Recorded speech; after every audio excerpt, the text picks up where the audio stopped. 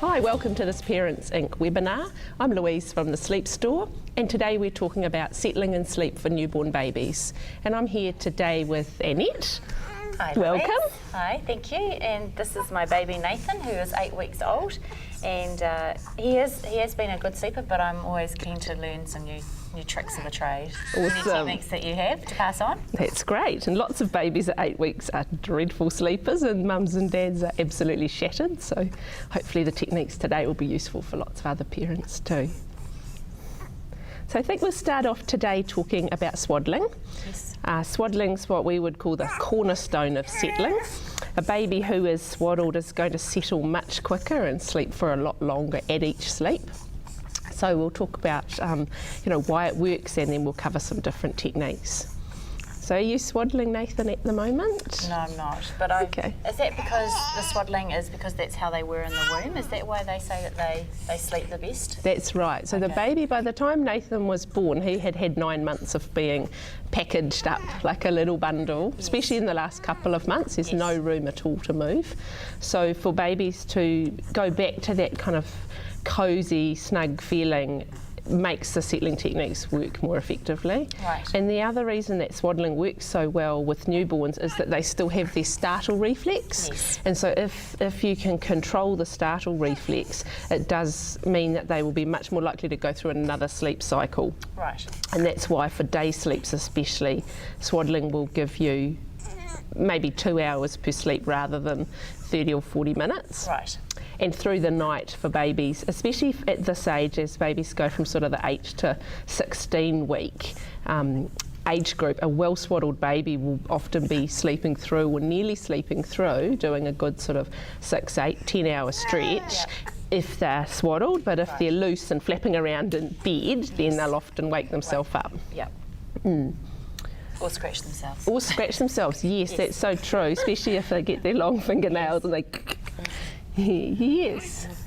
So it's really common at this age for people to have stopped swaddling because they think their baby doesn't like it, or if their baby's sleeping fine without it, then obviously you don't need to. Sure.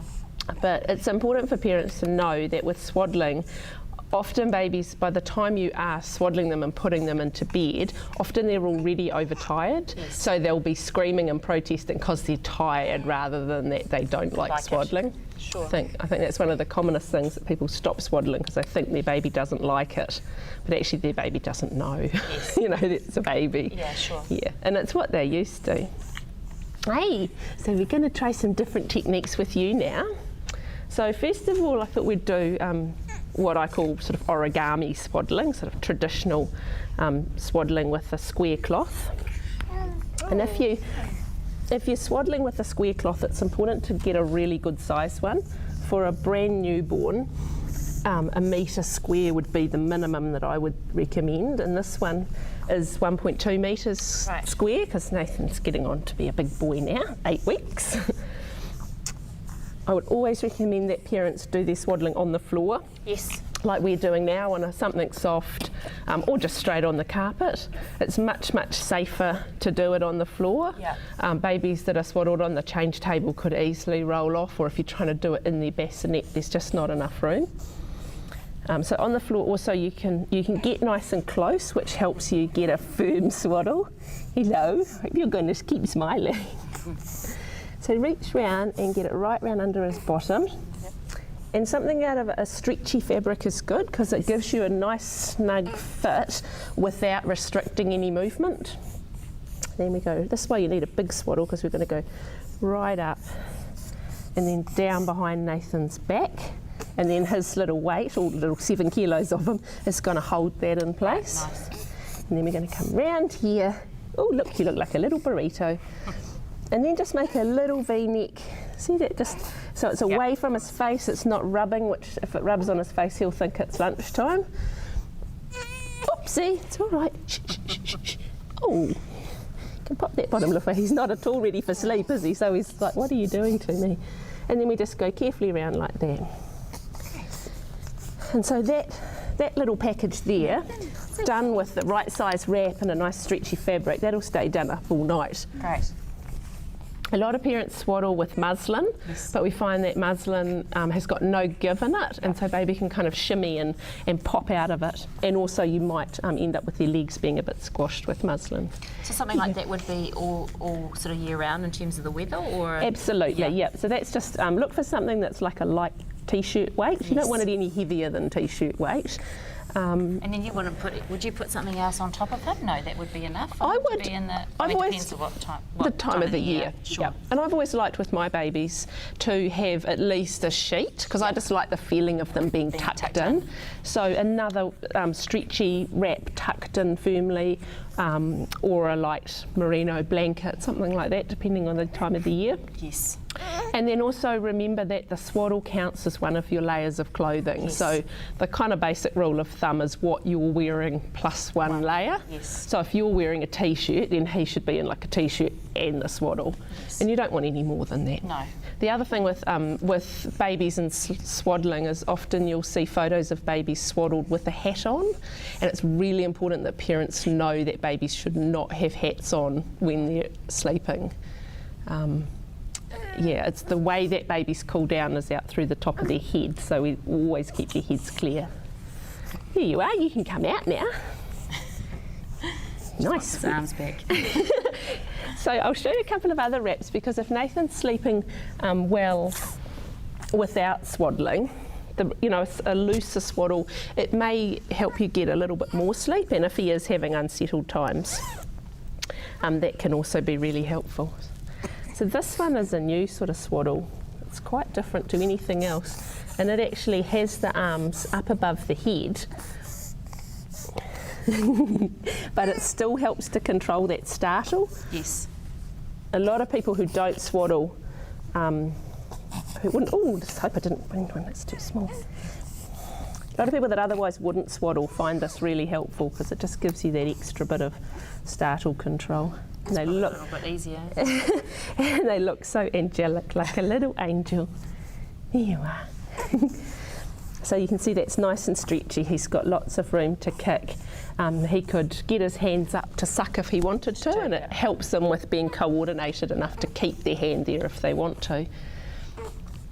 Yes, because in the last couple of weeks I found that he's using his go, and he's just putting himself, he doesn't cry or anything, but he's just obviously lots the feeling maybe of sucking his hand, or... That's good. That's why I probably don't swaddle him, because I'd either have his hands up by his mouth, his face, but then, obviously, as you said, that they can wake themselves up because they startle themselves, don't they? Oh, whoopsie. Shh, it's all right. And he is a good sleeper.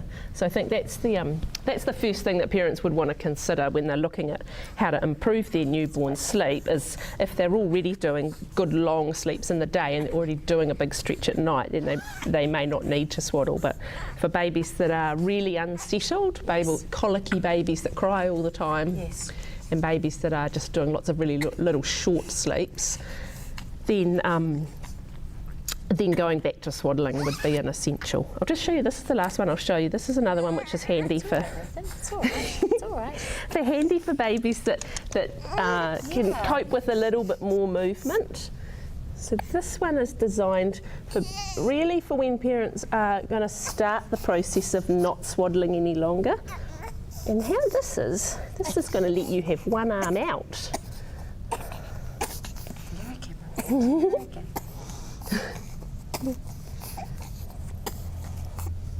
And again, this nice stretchy fabric, really nice lightweight. You don't want anything too thick, because then he'll get overheated, and a hot baby can't sleep at all.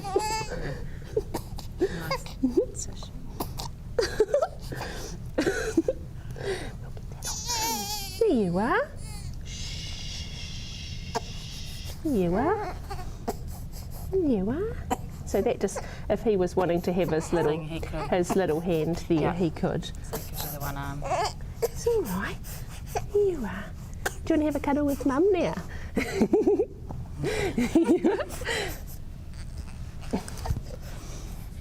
So often the process of actually swaddling will not stop a baby crying. Yeah, sure. Yeah, so he wasn't crying before we swaddled him. No. But for babies that are crying, the process of swaddling them, it's important for parents to remember that's the first step, and then anything else they do will be more effective. Right. But people often give up on swaddling because they say it doesn't work for my baby. Yes. But yeah, they need to sort of do the swaddling and then go through some other settling techniques. I can still see how the swaddling thing is great though, even if your baby still is sleeping well. Yeah. Because it's what they're naturally used to, right? That's right. Yeah. And it just helps them, kind of helps them get a grip. If they're sort of like this, then it's really hard for them to calm down. But once they're all snuggled, then anything that, like what you're doing now, just that kind of patting and that gentle movement, that will work so much better. Another question we often get about swaddling is, when should I stop swaddling? Yep. And the kind of things that to consider with that would be when your baby's sleeping fine and doesn't need it. And the other key one for parents to be aware of is the safety factors. And the main issue is for babies, when they start rolling, they need to stop swaddling, or they need to somehow keep them sleeping safely on their back, like with a safety sleep that wraps around their tummy. Because a swaddled baby face down in the cot, that's a really unsafe sleeping position. And that generally about from 5 months would be a good time to be looking at least leaving one hand out. So that's where one of the stretch fabric things are good, because then they're obviously going to And something like this, where that will still feel to Nathan like he's being swaddled, because it's nice and snuggy all around him, and then parents can just gradually start leaving one hand out. Yes. Would you like to come out of there now? Let's go, you're trying to make me go to bed now. The next technique I'm going to show you today is the side stomach position. So once you've swaddled your baby, it's common for babies still to be crying at that point. And one of the easiest ways to calm the crying and get them ready for bed is to just hold them on their side. So this position is much more calming to a baby than if they're flat on their back. They have a sensation that they're going to drop. So if you just cradle them on their side, or even face down like this, that position is much more calming for baby. And it also means that you can rub or pat or jiggle, and it'll be a really good position to get ready for bed. It's important for parents to know that babies should always be asleep on their back when they're in bed. The back is definitely the safest sleeping position. But for calming, this position of on the side is much, much more effective than holding them on their back. Here we are. The next thing we'll talk about with Nathan is using white noise. Inside the womb, it's louder than a vacuum cleaner 24 hours a day. So by the time a little person like Nathan arrives, they've had 9 months of constant loud noise. So we're going to put some white noise on now so you can see what it sounds like, and we'll see how Nathan likes it.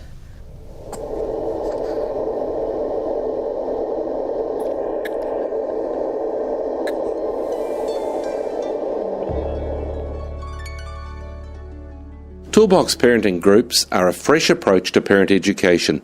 They're informal, relaxed and friendly. You get equipped with practical skills and strategies that can immediately be put to use. You get key parenting principles, and you also get a lot of encouragement in your parenting. Find a Toolbox parenting group in your area in the Event Finder calendar.